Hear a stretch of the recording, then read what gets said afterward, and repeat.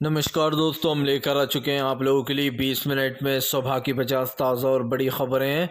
बताएंगे दोस्तों, आखिरकार प्रधानमंत्री नरेंद्र मोदी के ऊपर आग बबूला हो उठे राहुल गांधी। कहा देश के लोगों में धर्म के नाम पर नफरत फैलाना बंद करे बीजेपी। आखिरकार क्यों दोस्तों, असदुद्दीन ओवैसी ने कर दिया ऐलान। कहा हम अकेले लड़ रहे हैं तेलंगाना में चुनाव, हमारे साथ कोई नहीं है। और क्यों आखिरकार दोस्तों प्रधानमंत्री नरेंद्र मोदी के ऊपर जमकर भड़के तेजस्वी। कहा 15 अगस्त को ख़त्म कर देंगे अग्निवीर योजना, सत्ता में जैसे ही आएंगे। कैसे आखिरकार दोस्तों अमेठी से चुनाव लड़ने के ऊपर अजय राय ने स्मृति ईरानी को बता दिया दिवालिया। कहा वो दिमाग से मानसिक संतुलन खो बैठी हैं अपना, तत्काल में डॉक्टर के पास जाएं। तमाम मुद्दों पर बात, लेकिन उससे पहले अगर आपने अब तक हमारी चैनल को सब्सक्राइब नहीं किया कर लीजिए, पास में घंटी आएगी इसको भी दबाइए ताकि हर वीडियो की अपडेट आप तक पहुंच पाए।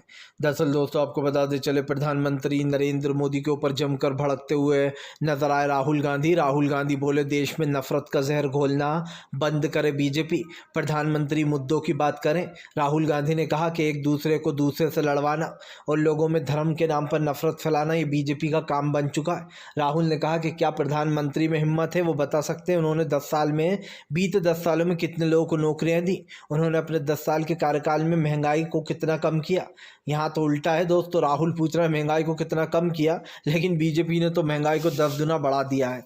राहुल गांधी भी बीजेपी पर तंज ही कस रहे थे हालांकि, लेकिन राहुल गांधी दोस्तों खुद भी जानते हैं कि प्रधानमंत्री के पास किसी सवाल का जवाब नहीं होगा, क्योंकि जाहिर सी बात है जो इंसान दोस्तों लोगों से ये पूछता फिर रहा है अपने भाषणों में कि नॉनवेज दिखाकर लोगों को चिढ़ा रहा हो, उस प्रधानमंत्री के बारे में हम क्या ही बात करें दोस्तों। एक भी चुनाव ऐसा नहीं होता जब प्रधानमंत्री ये ना कहें, विपक्ष को लेकर हिंदू मुसलमान का मुद्दा ना उठाएं। प्रधानमंत्री के हर भाषण में हिंदू मुसलमान झलकता है, हर जगह वो मुसलमानों के ऊपर बंदूक रख के चलाते हैं और निशाना लगाते हैं वो विपक्ष के ऊपर। बेसिकली वो इनडायरेक्टली क्या कहने की कोशिश करते हैं ये आप सब अच्छे से जानते हैं। आपको बता दें चले दोस्तों, भारतीय जनता पार्टी के ऊपर आग बबूला हो गए दोस्तों तेजस्वी यादव। तेजस्वी ने खोला बीजेपी के खिलाफ मोर्चा।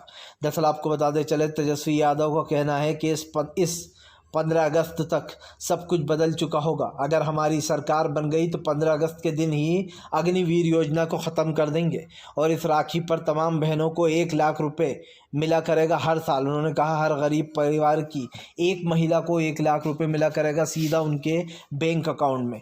तेजस्वी ने कहा कि हमारे घोषणा पत्र की सिर्फ एक ही बात है, वो ये कि हम जो भी वादा कर रहे हैं वो पूरा करेंगे। दरअसल दोस्तों प्रधानमंत्री नरेंद्र मोदी पता नहीं कौन सी दुनिया में जीते हैं। प्रधानमंत्री को आज लोगों की बदहाली बेरोजगारी देखना चाहिए, लेकिन दोस्तों प्रधानमंत्री तो कहीं और ही लगे पड़े हुए हैं। इसी को लेकर तेजस्वी ने निशाना साधा। तेजस्वी ने कहा कि प्रधानमंत्री को ये बात करना चाहिए कि देश में कितने रोजगार आएंगे। दरअसल दोस्तों प्रधानमंत्री का हिंदू मुसलमान का खेल अगर आप अब तक नहीं समझे तो मैं समझाता हूँ कि प्रधानमंत्री ने बयान क्या दिया था। प्रधानमंत्री ने अपने बयान में कहा था नवरात्रि के दिनों में नॉनवेज खाना और वीडियो दिखा दिखा के लोगों को की भावनाओं को चोट पहुंचाकर किसको खुश करने का खेल कर रहे हैं आप। प्रधानमंत्री का इशारा दोस्तों समझ रहे हैं आप क्या है। बेसिकली प्रधानमंत्री कह रहे हैं कि जो सावन के महीने में आप मटन खाकर और जो है ख़ास कर मटन बनाकर लोगों को वीडियो दिखा रहे हैं, जबकि दोस्तों जब राहुल गांधी गए थे उस वक़्त कोई भी ऐसा सीज़न नहीं था। क्योंकि यहाँ पर प्रधानमंत्री राहुल गांधी को ही ताना मार रहा है, वो लालू प्रसाद यादव के यहाँ मटन बनाने गए थे, और तेजस्वी को भी मार रहा है क्योंकि वो परसों मुकेश सहनी के साथ मछली खा रहे थे। लेकिन दोस्तों प्रधानमंत्री का इशारा समझे आप, किन लोगों को खुश करने में लगे हैं आप। किन लोग, यानी कि दोस्तों मुसलमान। मतलब प्रधानमंत्री निशाना साधते हुए कह रहे थे कि कांग्रेस और ये तेजस्वी यादव की पार्टी ये मुसलमानों को खुश कर रही है हिंदुओं को चढ़ाकर नॉनवेज दिखाकर। जबकि दोस्तों आप खुद समझ सकते हैं कि राहुल गांधी ने जब चिकन बनाया था उस वक़्त कोई जो है ऐसा त्यौहार नहीं था, और आज जब तेजस्वी यादव ने खाया तब अलबत्त सावन के वो चल रहे हैं दोस्तों।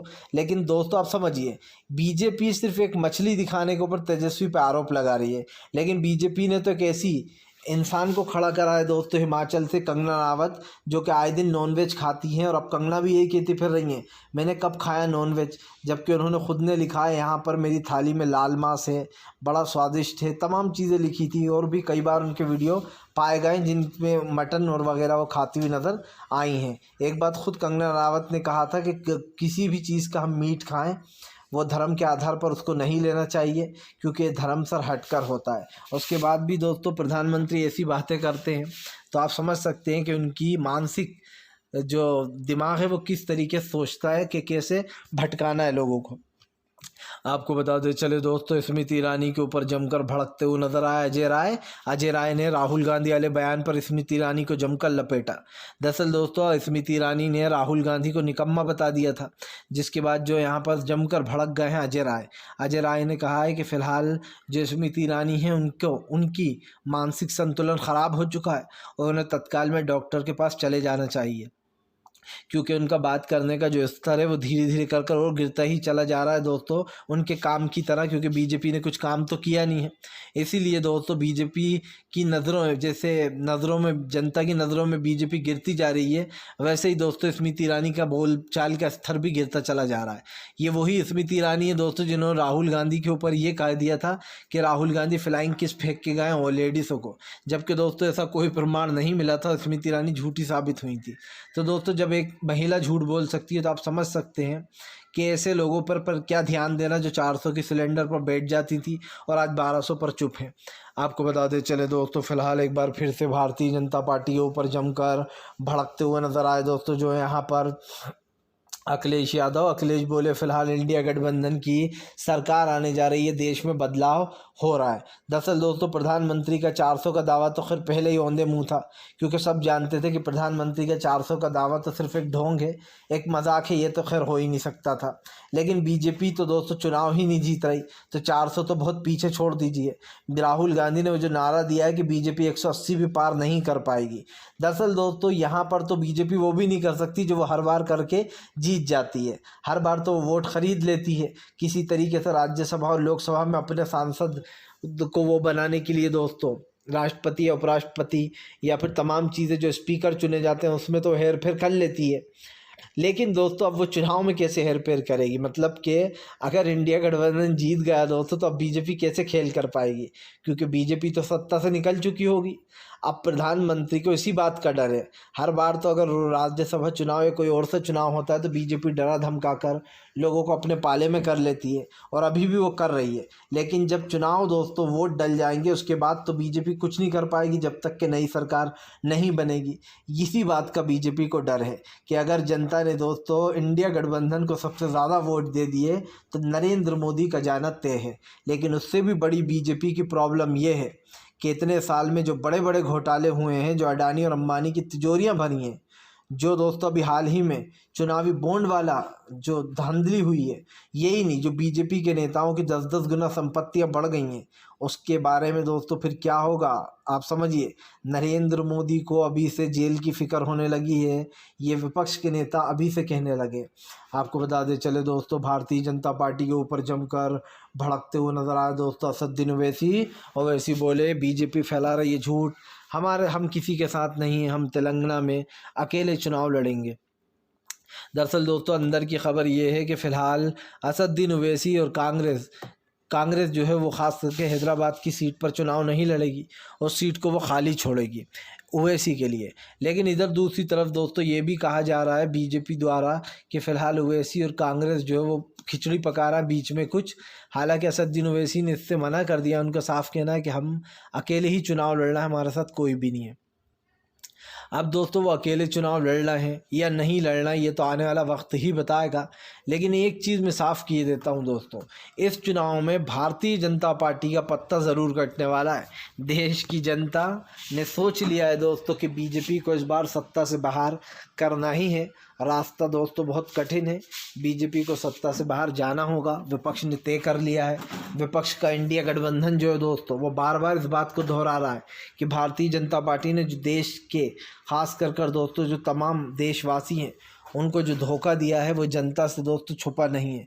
आज प्रधानमंत्री चाहे कुछ भी कह लें दोस्तों, बीजेपी के नेता कुछ भी कहते रहे, लेकिन सच्चाई बदलने वाली नहीं है। सच्चाई यही रहेगी कि आपने पिछले 10 सालों में देश की जनता को सिर्फ ठगा है, ठगने के अलावा आपने कुछ नहीं किया। अगर आपने कुछ किया होता तो आपको कांग्रेस के नेता तोड़ने की ज़रूरत नहीं होती, आपको हिंदू मुसलमान करने की ज़रूरत नहीं होती। और यही कारण है जो बीजेपी दोस्तों परेशान है, क्योंकि उसको कहीं ना कहीं इस बात का वो हो चुका है दोस्तों आभास कि बीजेपी जो है यहाँ पर बुरी तरीके से सत्ता से बाहर जाने वाली है। आपको बताते चले दोस्तों, प्रधानमंत्री नरेंद्र मोदी को चुनाव से पहले बड़ा झटका। CSDC ने दोस्तों जारी कर दिया अपना आंकड़ा। बताया जा रहा है दोस्तों, CSDS ने बताया कि कैसे दोस्तों मोदी सरकार के राज में, यानी कि नए सर्वे में खुलासा हुआ है कि कहा गया है मोदी सरकार के राज में जो बेरोजगारी है वो और बढ़ गई। दोस्तों आपको बताते चलें, सीधी सी बात है, बेरोजगारी बढ़ने के कारण मोदी सरकार के हाथ पैर फूल गए, क्योंकि अभी ये रिपोर्ट सामने आई है। और उसके बाद कहा जा रहा है कि मोदी सरकार का हिंदुत्व उसकी चुनाव जीतने में मदद कर सकता है, लेकिन अगर देश के असल मुद्दे हैं तो वो उसके चुनाव जीतने में मदद नहीं कर रहा है। यानी कि जो थोड़ी बहुत मदद अगर वोट मिलेंगे भी बीजेपी को दोस्तों, तो वो सिर्फ हिंदुत्व के बल पर ही मिलने वाले हैं। बाकी अगर विकास की हम बात करें तो कोई विकास हुआ नहीं है और ना उस पर बीजेपी को वोट मिलने वाला है। जो लोग दोस्तों अपनी छाती पीट रहे हैं, मैं लिख के दे सकता हूँ, इंडिया गठबंधन की जीत के बाद वो लोग दोस्तों भाग लेंगे, क्योंकि आज जो लोग ये बड़े बड़े बोलते हैं कि अरे हर जगह तो वो हार रहे हैं, हर जगह इनकी हार हो रही है। दोस्तों जैसे ही कांग्रेस की सरकार आएगी, भारतीय जनता पार्टी के नेताओं पर जब कार्रवाइयाँ शुरू होंगी, वो मंजर देखने लायक होगा। क्योंकि उस वक्त दोस्तों मैं एक चीज़ देखूंगा, बीजेपी पता है क्या कहेगी कि कांग्रेस और तमाम पार्टी लोकतंत्र को ख़त्म कर रही है, इंडिया गठबंधन हमारे नेताओं को जेल में डाल के। लेकिन आज जब दोस्तों तमाम बेचारे विपक्ष के नेता जेल में हैं, बहुत सारे लोग जेल काट कर आ चुके हैं और बहुत सारे अभी भी बंद हैं। दोस्तों आज आपने देखा कि कैसे आज़म खान को बेचारों को बहुत ज़्यादा परेशान किया गया। 100 से ज़्यादा मुकदमे आज़म खान के ऊपर योगी ने लगा रखे। मुख्तार अंसारी मर गए हैं, आरोप यही लगा है कि यह सब कुछ योगी का किया कराया है। यही न मुकरू कांड हुआ था, उसमें भी योगी आदित्यनाथ का हाथ बताया गया था। तमाम जितने भी बेचारे विपक्ष के नेता हैं, चाहे अरविंद केजरीवाल हों या फिर दोस्तों झारखंड के CM हेमंत सोरेन हों, नवाब मलिक हों, दोस्तों संजय रावत हों, राहुल गांधी पे ऊपर कई केस लगा रखे हैं बीजेपी ने, उनकी सांसदी छिनवा दी थी। दोस्तों जब ये सारे काम विपक्ष करेगा सत्ता में आने के बाद, हालांकि विपक्ष ऐसा कुछ करेगा नहीं, लेकिन जिन्होंने सच में घपले किए वो तो जेल में जाएंगे। लेकिन तब बीजेपी ये बहाना ले लेगी कि बीजेपी को ख़त्म करने की कोशिश की जा रही है, और ये चीज़ बार बार। हाँ, तो जाहिर सी बात है दोस्तों, देश की जो महंगाई, गरीबी, बेरोज़गारी जैसे मुद्दे हैं उसे तो सरकार पहले ही भुला चुकी है, और जो देश के दोस्तों असल मुद्दे हैं उस पर सरकार बात करती नहीं है। तो आप अच्छे से समझ सकते हैं कि देश की परिस्थितियां इस वक्त क्या हो चुकी हैं। प्रधानमंत्री चाहे कितने ही बड़े बड़े दावे करें दोस्तों, लेकिन विपक्ष अपनी बात पर अटल है। विपक्ष जानता है दोस्तों उसको कब क्या करना है, कैसे लोकतंत्र को बचाना है, कब लोकतंत्र के बारे में चिंता करना है। प्रधानमंत्री नरेंद्र मोदी हों या बीजेपी के दूसरे नेता दोस्तों, वो चाहे कुछ भी कहते रहें, लेकिन हमें पता है कि हमारे देश का संविधान ने हमें क्या सिखाया है। आपको बता दें चले दोस्तों, फिलहाल भारतीय जनता पार्टी के ऊपर जमकर भड़कते हुए नजर आए दोस्तों जो यहाँ पर राहुल गांधी बोले हम डर के भागने वालों में से नहीं, हम इस पर विचार कर रहे हैं। दरअसल दोस्तों आपको बताते चले, अमेठी से राहुल गांधी चुनाव लड़ेंगे, इस बात की चर्चा फिर तेज़ हो गई है, क्योंकि राहुल गांधी ने दावा कर दिया है कि वो अमेठी से होने वाले चुनाव के बारे में चर्चा कर रहे हैं, यानी कि वहाँ पर फिर से एक बार चुनाव लड़ते हुए नजर आएंगे राहुल गांधी। सीधी सी बात है दोस्तों, अमेठी के चुनाव को लेकर काफ़ी चर्चा चल रही है।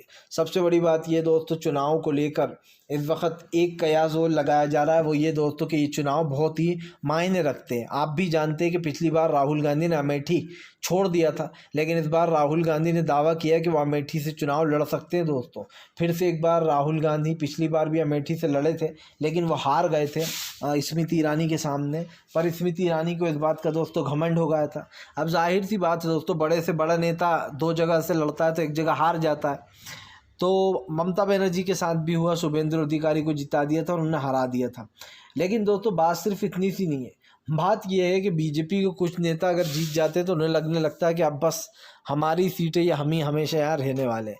इसीलिए राहुल गांधी ने, सूत्रों से खबर मिली है कि राहुल गांधी अमेठी से चुनाव लड़ सकते हैं। और दोस्तों मैं तो चाहता हूँ कि राहुल लड़ें और जीतें, ताकि दोस्तों स्मृति ईरानी को उनका मुँह तोड़ जवाब मिल जाए।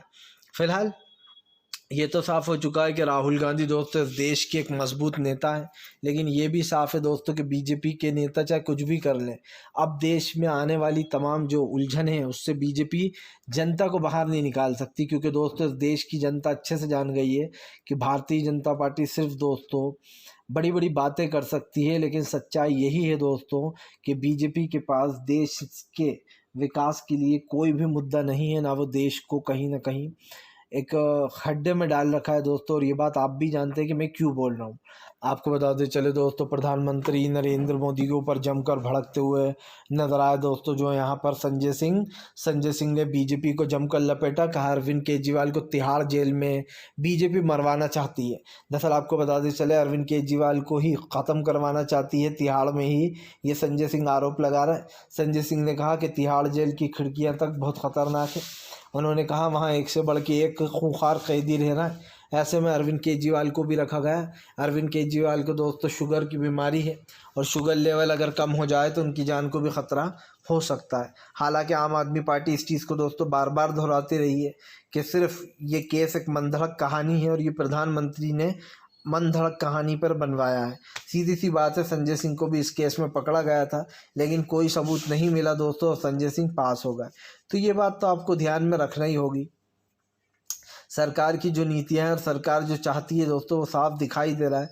प्रधानमंत्री जो भी कर ले, चाहे जो भी वो बोले, लेकिन सच्चाई यही रहेगी दोस्तों कि बीजेपी की उल्टी गिनती शुरू हो चुकी है। और दोस्तों ये बात आपको भी पता है कि बीजेपी आखिरकार कर क्या रही है। फिलहाल प्रधानमंत्री हों या तमाम विपक्ष के नेता, हर कोई दोस्तों इससे जो यहाँ पर वाकिफ़ हो चुका है कि देश की परिस्थितियाँ क्या हैं। आपको इसी बात यह है कि अखिलेश यादव को लेकर काफ़ी चीज़ें कही जा रही हैं। अखिलेश यादव ने साफ कर दिया है कि फ़िलहाल वो आने वाले चुनाव में भारतीय जनता पार्टी को सत्ता से बाहर करेंगे। आपको बताते चलें, अखिलेश यादव ने कहा कि इंडिया गठबंधन की जीत देखकर बीजेपी डर चुकी है और इसको इस बात का डर लग रहा है कि आने वाले समय में वो विपक्ष से कैसे निपटेगी। अखिलेश यादव ने यह भी दावा किया है कि भारतीय जनता पार्टी देश के लोकतंत्र के लिए ख़तरनाक बन चुकी है और उसे सत्ता से हटाना बहुत ज़्यादा ज़रूरी हो गया है।